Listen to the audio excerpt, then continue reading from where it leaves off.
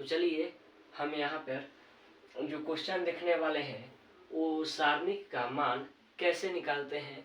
2x2 का हो तो, 3x3 का हो तो, या कोई सारणी इक्वल हो तो उनमें किसी x का मान कैसे निकालते हैं, और यदि कोई सारणी है तो उनमें गुणधर्म लगाकर कैसे उनको हम सॉल्व करते हैं।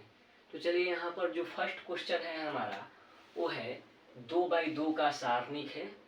ये भी है, ये भी है, ये भी है, ये भी है, ये 3x3 का है, 3x3 का है। तो इनमें हमें नॉर्मल क्या करना है, सारणिक का मान निकालना है। तो 2x2 का हम सारणिक का मान कैसे निकालते हैं, वो ऐसे ऐसे इसमें गुना करके फिर माइनस कर देंगे इसमें गुना करके, यानी इसको बोलते हैं हम, वैसे हम कंसेप्ट में पढ़ा चुके हैं कि पहले को A1, A12, A21, A22 ऐसे जो सारणिक हों तो उनका मान हम कैसे निकालेंगे, इनमें गुना करेंगे A11 डॉट A22 माइनस इसमें A21 A12। ठीक है, इस प्रकार से हम 2x2 का मान निकालते हैं। तो देखिए यहाँ पर A11 का स्थान पे क्या है, cos थीटा है, तो हम यहाँ cos थीटा लिखेंगे डॉट, उसके बाद हमें cos थीटा को किससे गुना करना है, A11 का गुना हमें किसके साथ करना है, A22 के साथ। फिर A22 के स्थान पे cos थीटा है तो यहाँ cos थीटा लिखेंगे। ठीक है, फिर माइनस, तो माइनस, अब ये इसके पास माइनस है, ये निकालने का जो हमें ये प्रोसेस होता है ये उसका माइनस है और ये इसके साथ माइनस है, तो इसके साथ माइनस जो है इनको अलग लिखेंगे, इनमें साइन थीटा डॉट, फिर यहाँ पे क्या है साइन थीटा। ठीक है, तो इनमें एक माइनस है, तो हम cos theta into cos theta क्या होता है, cos स्क्वायर थीटा, यहाँ पर माइनस और यहाँ साइन स्क्वायर थीटा, यहाँ माइनस में साइन स्क्वायर थीटा होगा, तो cos square theta minus minus क्या होगा, प्लस हो जाएगा। तो यहाँ cos square theta plus sine square theta. अब cos square theta plus sine square theta का मान कितना होता है, 1, तो इसका आंसर क्या हो गया, 1। यानी पहले नंबर जो यहाँ पे क्वेश्चन है उनका सारणिक का मान कितना निकला, 1। इसी प्रकार से हम दूसरे वाले क्वेश्चन को हम सॉल्व करेंगे। तो इनमें A11 के स्थान पर क्या है, 10 into 7 minus 35 into 2 dot 2, 70 minus 70, इस सारणिक का मान कितना आ गया, 0। यानी पहले नंबर जो सारणिक है उनका आंसर आया 1 और दूसरे नंबर जो सारणी है उनका सारणिक है उसका आंसर आया 0। अब चलते हैं, ये 2x2 का हो गया। अब 3x3 का हम कैसे निकालते हैं, तो इसमें जिसको हम बाहर रखेंगे, ठीक है, जैसे मान लीजिए यहाँ पर x y माइनस जेड ऐसे है, ठीक है, तो मतलब अगर एक को हम, अगर इससे हमें गुना करना है, मतलब इसको यहाँ पे रखना है, तो हम इसको रो वाला कलम रो गायब कर देंगे पूरा और कलम गायब कर देंगे, तो जो ये बचा, और इनको हम 2x2 में कैसे मल्टीप्लाई करते थे, 16 इंटू 7 माइनस 9 इंटू 8 या 8 इंटू 9। फिर इसी प्रकार से हम इसको, अगर यहाँ होता है प्लस, यहाँ होता है माइनस, वो माइनस कैसे होता है कि यहाँ पर A11 जो होता है 1 प्लस 1 का सम 2 आया, जो सम है मतलब सम संख्या, और 1 प्लस 2 विषम है, इसलिए यहाँ पर माइनस आया और यहाँ 2 निकाल देंगे। अब फिर इसके रो को गायब कर देंगे, इसके कलम को गायब कर देंगे, तो इस प्रकार से ये बच गया 3 इंटू 16 माइनस 9 इंटू 4। ठीक है, और फिर 4 को निकाल देंगे, प्लस 4 को निकाल देंगे, तो ये क्या होगा, इस प्रकार 3 इंटू 8 माइनस 7 इंटू 4। इस प्रकार से 3/3 के हम मान निकालते हैं 16 बोलो 13 माइनस 9 72, फिर माइनस 16 48, माइनस 9 चौके 36, प्लस 4 इंटू 8 24, माइनस 7 चौक 28। तो इस प्रकार से देखिए 112 में से यहाँ 72 मन समझिएगा, 172 नहीं 112 है, ठीक है। 112 में से 72 को घटाइए तो 70 और 50 120 हो जाएगा, 70 40 110, यानी इसका आ जाएगा कितना 40, माइनस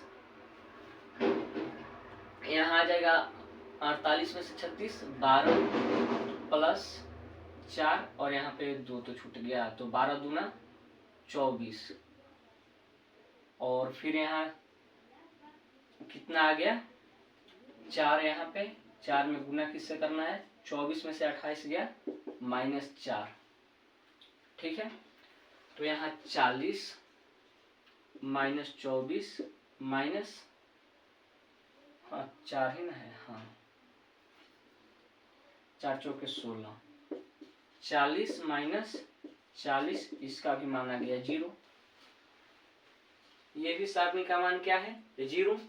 ये 3 का 3 है, मतलब किसी भी, अगर ये हम R1 के थ्रू क्या किए, इन सारणी का मान निकाले। हम चाहे तो इसके थ्रू भी निकाल सकते हैं, इसके थ्रू भी निकाल सकते हैं, एक कलम के बेसिस पर भी हम निकाल सकते हैं। ये कलम किसी भी एक रो या कलम को पकड़ के हम किसी भी एक सारणी का मान निकाल सकते हैं। और कुछ और भी विधि होती है सारणी का मान निकालने के लिए।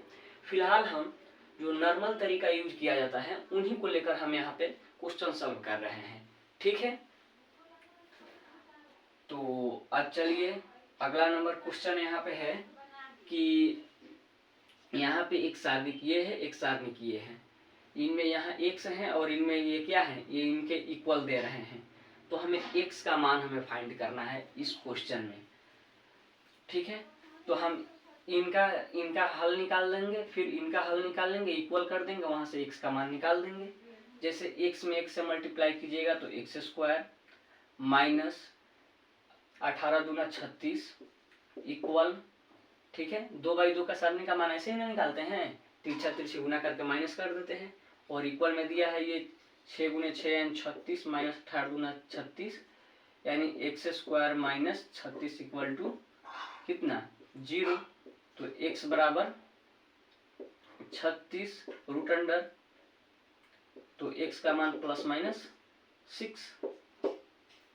तो यहाँ ऑप्शन में अगर प्लस होगा तो प्लस 6। अब फिर यहाँ पर इस सारणी का हमें मान निकालना है, ठीक है। तो इसको भी सेम ऐसे ही करेंगे, x में x से मल्टीप्लाई x स्क्वायर, फिर x minus x plus 1 into x minus 1। तो यहाँ a plus b into a minus b का यहाँ कंसेप्ट लग रहा है, एक बार ध्यान से देखिएगा। X square minus A plus b into a minus b का फॉर्मूला क्या होता है, ए स्क्वायर माइनस बी स्क्वायर, तो एक्स स्क्वायर अब माइनस 1। अब इनको हम यहाँ करेंगे कि एक्स स्क्वायर माइनस से होगा तो माइनस एक्स स्क्वायर, फिर यहाँ क्या हो जाएगा plus 1, plus x square minus x square हो गया, खत्म। तो इसका भी मान कितना आ गया 1।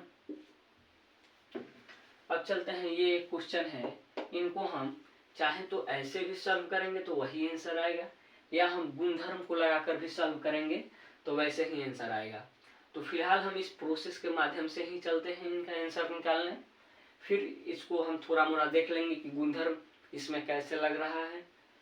तो फिर एक यहाँ सब बराबर दे देते हैं, एक को बाहर करेंगे तो ये वाला कट गया, 6 दूना 12 माइनस 5 चौके 20, फिर माइनस 1, तो ये करेंगे तो ये वाला कट गया, ठीक है।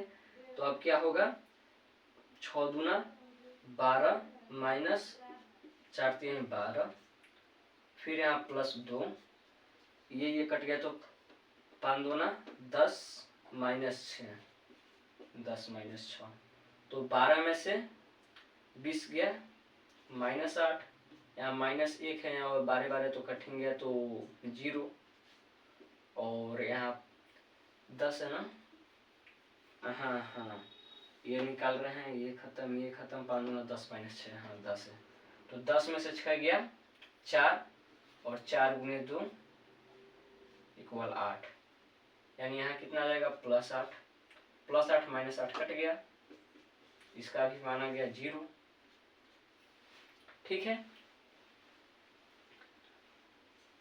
तो इस प्रकार के हम 2x2 3x3 का हम ऐसे सॉल्व करते हैं, और इस प्रकार के क्वेश्चन दिया हूं तो उनसे x का मान ऐसे निकालते हैं। ठीक है, और इसमें गुणधर्म के लिए चाहे भी तो लगा सकते हैं।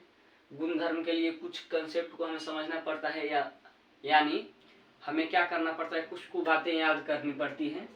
क्योंकि यहाँ पर देखिए, अगर हम R1 में हम 2 से मल्टीप्लाई कर देंगे, पूरे पंक्ति के अव्यय में 2 से हम गुना कर देंगे, तो इसके इक्वल हो जाएगा 2 2 4 2 2 4।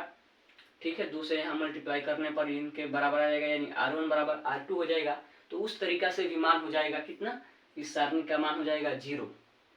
ठीक है, तो ये बहुत इजी क्वेश्चन है। तो हम अब इनको हम यहाँ पर ये वीडियो समाप्त करते हैं।